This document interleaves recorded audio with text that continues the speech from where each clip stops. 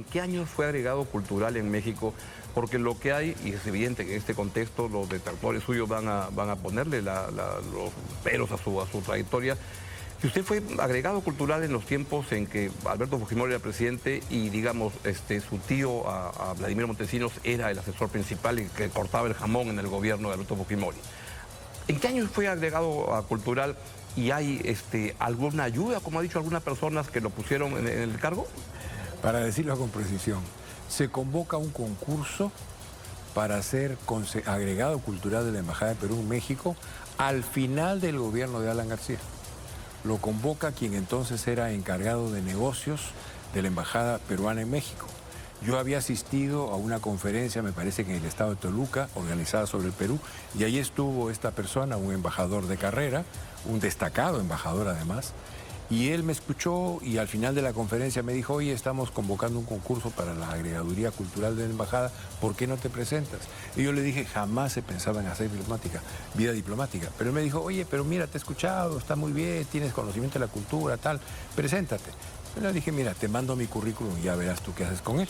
Así fue, en el gobierno de Alan García. Y se resolvió el concurso en el gobierno de Alan García. ¿Entre qué años fue agregado a cultural? Bueno, esto debe haber sido pues entre el primer semestre del 90 y el 93, más o menos. O sea, después del autogolpe. Sí, después del autogolpe. No lo hizo ninguna... Yo era de los peruanos. Cargo de conciencia. Yo era de los peruanos que pensaba que la tarea prioritaria en ese momento era el combate a Sendero Luminoso. Era de esa multitud de peruanos que pensaba eso. Pero luego arribó... Yo le pregunto porque Octavio Paz, que es su ídolo intelectual, renunció a la embajada en la India por México cuando ocurrió la matanza de Tlatelolco. Una matanza. Exacto. Una matanza. Pero aquí vino un autogolpe. Sí, yo preferí seguir siendo representante de la cultura peruana ante una cultura tan importante como la mexicana. Un puesto que había ganado por concurso. Pero representaba al gobierno de Alberto Fujimori. Representaba al Estado peruano. Después del autogolpe, el golpe del 5 de abril. Representaba, y eso no lo hizo pensar de que podía renunciar. Representaba al Estado peruano, Augusto. Los diplomáticos son representantes del Estado, son los cautores de los intereses permanentes del Estado, no son representantes... Pero hubo una purga diplomática de más de 100 diplomáticos en ese entonces por el autogolpe del 5 de abril. Igual eso tampoco le generó mayor problema. Mira, yo había ganado una plaza por concurso como representante cultural en México. Y la acusación la imputación de que Vladimiro Montesinos, pariente suyo, lo había ayudado con el concurso. Eso sinceramente es...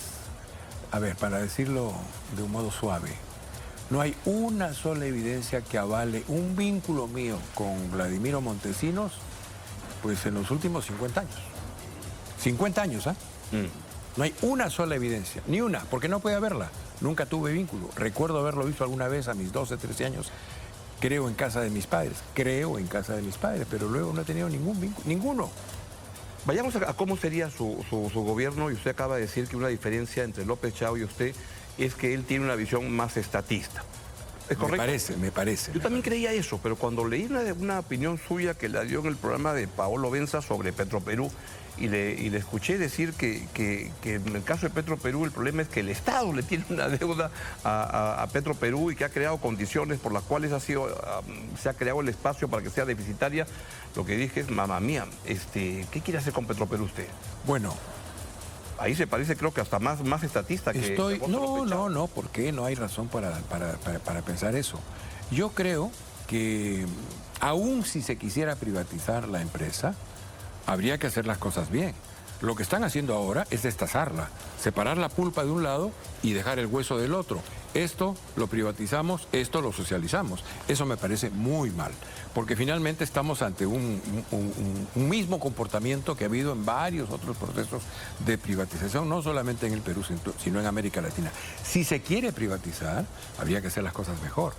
¿Qué hace una empresa? No descarta eso en su gobierno, que se pueda privatizar, en su eventual gobierno, que se pueda privatizar Petroperú. ¿Qué hace una empresa privada cuando tiene dificultades financieras como la tiene Petroperú? Hablar los problemas financieros. Va a Indecopi, presenta un plan de reestructuración de su negocio, ese plan es discutido con los accionistas o con los acreedores, ellos observan, objetan, finalmente llegan a un acuerdo, dicen: lo que te íbamos a pagar en 10 años te lo vamos a pagar en 40, y va a ser de esta manera y esta otra. Y una pregunta ahí clara. Eso es lo que tendríamos que hacer. ¿Ha pensado usted qué hacer? Porque Petroperú es es un tema muy gordo en el gobierno, muy importante. ¿Qué haría usted con Petroperú si es que llegara al gobierno? Yo primero gobierno? no la destazaría. Trataría de mantener la unidad de la empresa. Reformaría administrativamente la empresa, porque se requiere una reforma administrativa. Investigaría qué ha pasado con la construcción de esa refinería que debió costar 2.000, 3.000 millones de dólares y terminó costando 5, Está muy 6. bien, pero para adelante, ¿qué cosa haría? Yo creo que habría que mantener la empresa como está, si la podemos reflotar, y ver si cuando tengamos una empresa reflotada, ¿Y reorganizada no cree que el modelo administrativamente... estatista en el caso del petróleo, porque los ejemplos a nivel regional, Pemex es una empresa que le tienen que meter plata y plata y plata. Petrobras con Lula fue una fuente de corrupción espectacular. Y ni hablar de PDVSA en Venezuela. ¿No ha logrado caminos que puedan introducir capital privado a esa empresa? Por supuesto, claro que sí. Pero yo me asesoraría con capital privado de grandes jugadores, no de negociantes que están buscando quedarse con la pulpa. Eso no, eso es lo de siempre, es el mercantilismo de siempre. Pero buscaría actores grandes en el mundo que nos permitan. Yo tengo preferencia, ¿sabe por quién? Por la posibilidad de que tengamos algún tipo de acuerdo con el Estado noruego. Es el Estado que mejor ha manejado su renta petrolera en el mundo, ¿no? Tanto el negocio en sí mismo como la generación de un fondo soberano que tiene hoy día competencia con BlackRock. Creo que tenemos que meternos en esas ligas. Y no creo que debamos renunciar a la posibilidad de tener, si la empresa funciona bien, en asociación con capitales privados, que funcione y que el Estado también tenga parte de ese negocio. Ahora, no veo por qué no. Gran modelo ese. Usted tiene en el plan de gobierno algunas propuestas que yo quiero precisar, porque dan la impresión, sí, de promover un Estado empresario. Por ejemplo, dice crear un programa nacional de crédito justo para reempresar los esquemas de préstamo informal. ¿Eso quién va a hacer? ¿El Banco de la Nación? Bueno, si logramos un acuerdo con la banca privada, magnífico. Eso va a ser imposible. Bueno, entonces tendremos que empujar por el Banco de la Nación algún tipo de apoyo a miles de pequeños comerciantes que hoy día tienen un costo de dinero altísimo. Les cuesta el interés del dinero en el sistema financiero privado 30, 40%. Sé que hay razones para eso, pero no podemos condenar a esta gente al gota a gota, que es lo que estamos haciendo. En el caso del combate, y tiene que ver con los temas de coyuntura, del combate al sicariato y a la extorsión, ninguno de los bancos privados, pero tampoco el estatal del Banco de la Nación, han creado algún fondo para atender esa necesidad de capital, de recursos que tienen esos pequeños comerciantes y que terminan finalmente asociándose al gota a gota. Ahora, tenemos que cortar eso, aunque sea como una situación de coyuntura y de circunstancia. Otro tema, ampliar la cobertura previsional a los trabajadores independientes. Eso quiso hacer el Congreso que se acaba de ir, o que está a punto de ir, y la revuelta social lo paralizó y tuvieron que retroceder. ¿Usted lo piensa aplicar en la AFP a los trabajadores que reciben rentas de cuarta categoría? Yo creo que es necesario que tengamos un sistema prestacional único de salud. No administrativo, porque cada uno tiene sus propias lógicas administrativas, pero no hay razón por la cual no podamos tener una atención única del sistema. ¿Por qué no dejarla libre y voluntaria y dejar que la gente haga lo que usted ha hecho, como usted bien ha señalado, que su AFP es haber invertido en propiedades y dejar que la gente decida buenamente en qué invierte su dinero? Si la gente invierte en su futuro, que lo haga. Pero hay sectores de la sociedad que van a ser un problema social. Van a ser un problema social, Juan Carlos. Es como el tema de la minería. ¿Por qué estamos condenados a encontrar atajos para no confrontar el problema social de la minería informal? Porque son miles de familias que viven y esas miles de familias en conflicto salen a las carreteras, toman las carreteras y no queremos muertos en el Perú, no queremos. Entonces, ¿qué tiene que haber? Tiene que haber un esfuerzo de pensar fuera de la caja. Pensar fuera de la caja, soluciones distintas de las cuales mediante la política abramos espacios para encontrar soluciones distintas. Ha hablado de la minería informal y ha hablado en su programa de gobierno también de eliminar las rigideces del régimen laboral. Palabra maldita para la izquierda. Bueno, ¿a qué se refiere? Porque necesitamos hacer que la capacidad de emplear a la gente sea mayor y si hay otras formas de compensación, hay que crear otras formas de compensación. Ya, pero eliminar privilegios laborales se refiere. También. Gratificaciones, vacaciones. Habrá que revisar en cada caso puntual qué es lo que está afectando realmente tanto la generación de empleo como la productividad de los negocios. Pero eso es un asunto que tiene que mirarse sobre la base de información cierta, no definiciones ideológicas preconcebidas. Miremos los problemas. Tú has seguido, creo, por amistad en algún tiempo, que lo debíamos más frecuentemente, mi evolución. Yo me he vuelto un pragmático. Como dice el primer ministro de Canadá, un pragmatismo fundado en valores. Hay ciertas ideas que uno tiene que son las que fundamentan su acción y luego hay que mirar concretamente los problemas, mirar las cifras. Suena muy los datos, interesante. ¿Cómo aplica ese evoluciones? pragmatismo y ese salirse de la caja en temas de inseguridad, que es el gran tema que agobia a todos los peruanos? Primero, tiene que haber una unidad de élite especializada en el delito de sicariato y extorsión. Eso es fundamental, porque sin eso no vamos a lograr combatir el delito. Ya no existe. Se ha creado una en el gobierno del señor Gerí, pero no está funcionando bien. ¿Por qué no está funcionando bien? Porque no tiene el apoyo político necesario para que funcione a plenitud. ¿Qué significa darle apoyo político? Si usted fuera presidente, ¿qué cosa haría? ¿Qué significa apoyo político? Para empezar, si yo soy presidente, a las 7 de la mañana todos los días, incluyendo sábados y domingos, tienen que estar en el despacho presidencial el ministro del Interior, el jefe de la policía, los jefes que sean necesarios para evaluar la situación de la que se trate y los ministros que sean necesarios para poder enfrentar la situación. Yo me he quedado muy fuertemente tomado por la manera en la que gestionamos la crisis del niño costero en el verano del 2017.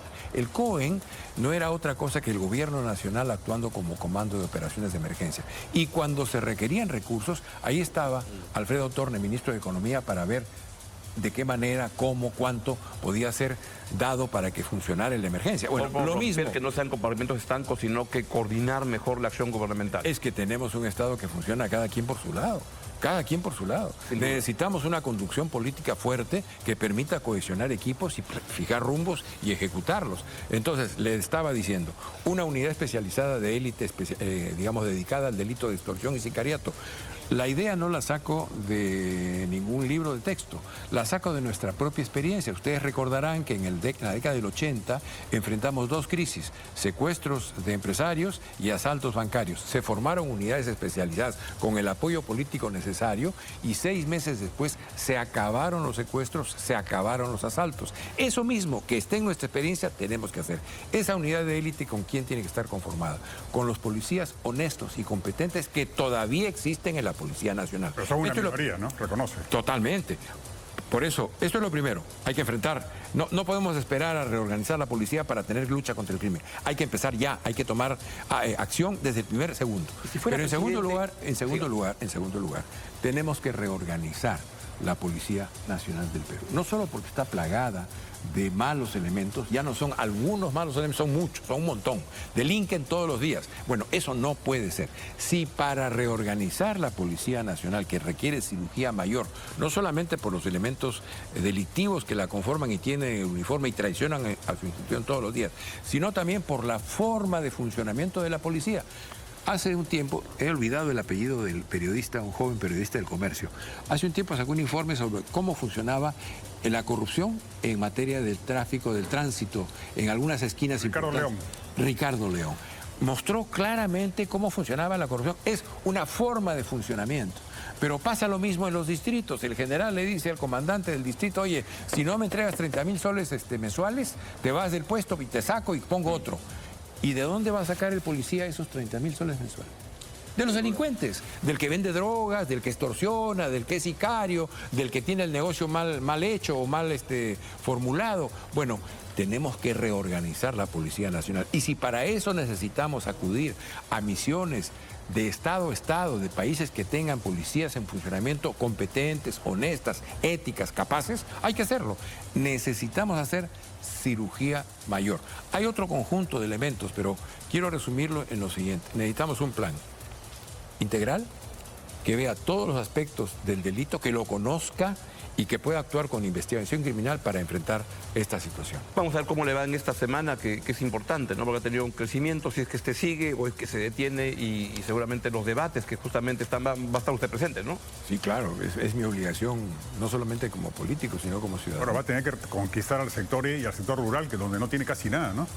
Bueno, tenemos ahí un trabajo, una tarea que hacer. Para mí las encuestas no me preocupan, me ocupan. En función de político me ocupan, ya sé a dónde tengo que apuntar, a dónde tengo que ir. Agradezco el favor que hemos tenido en las últimas encuestas, lo asumo con mucha humildad, tenemos que seguir trabajando y estoy profundamente agradecido a esa pléyade de jóvenes, hombres y mujeres que en todo el país nos están dando su apoyo. Vamos a estar muy atentos. Muchas gracias.